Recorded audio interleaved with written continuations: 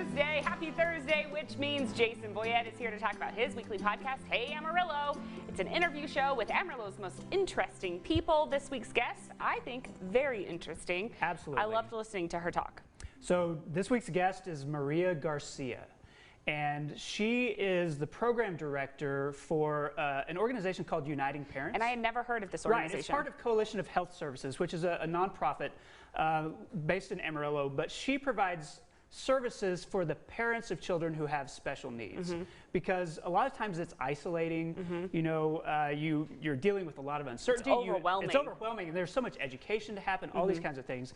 And so she connects those parents, kind of helps them mentor each other, helps them know where to go for different services. There's a lot in Amarillo, like the Turn Center, for children. This is for the parents of those children to kind of help them through the whole process. So that's one of the things that we talked about. But Maria has a really fascinating past as well. Her parents were first-generation immigrants to the United States, and they used to live along the Texas-Mexico border, agriculture workers. Well, eventually they moved to Hereford because they're sort of following the agriculture work. They're migrant farm workers. Based in Hereford, and used to travel with the whole family, like all over the Midwest. And so as a little kid, 3 or 4 or 5, like Maria would follow her parents to Minnesota, you know, during the harvest season. Depending or to on Kansas. what crop. Yeah, depending on what crops were available. So eventually they settled down in Hereford. She still worked in agriculture, like as a teenager. But her parents, as hard as they had to work, they just pushed her toward education because they knew that, number one, she sort of had a mindset for that, but they wanted her to not like have to live the really heavy labor life that they lived. And so she was the first member of her family to go to college, got her master's, began teaching and all that stuff, and that's sort of how she ended up in Amarillo.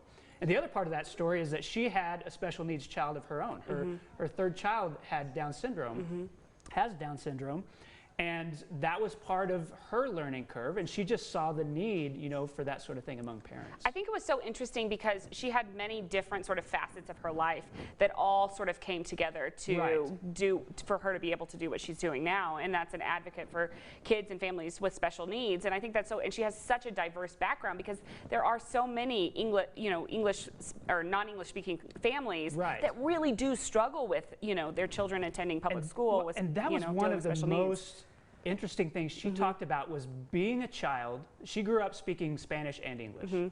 Her parents spoke Spanish and weren't very good with the English. And so even like as a 7-year-old and 8-year-old, she would translate for them at the doctor or for legal matters. And she talked about the burden that she and other kids like that have to carry, you know, doing these grown-up things, you know, when they're just a kid and they're having to translate for mom and dad. It was a really, really interesting interview. Yeah, fascinating. And by the way, I also just want to brag on you for a second.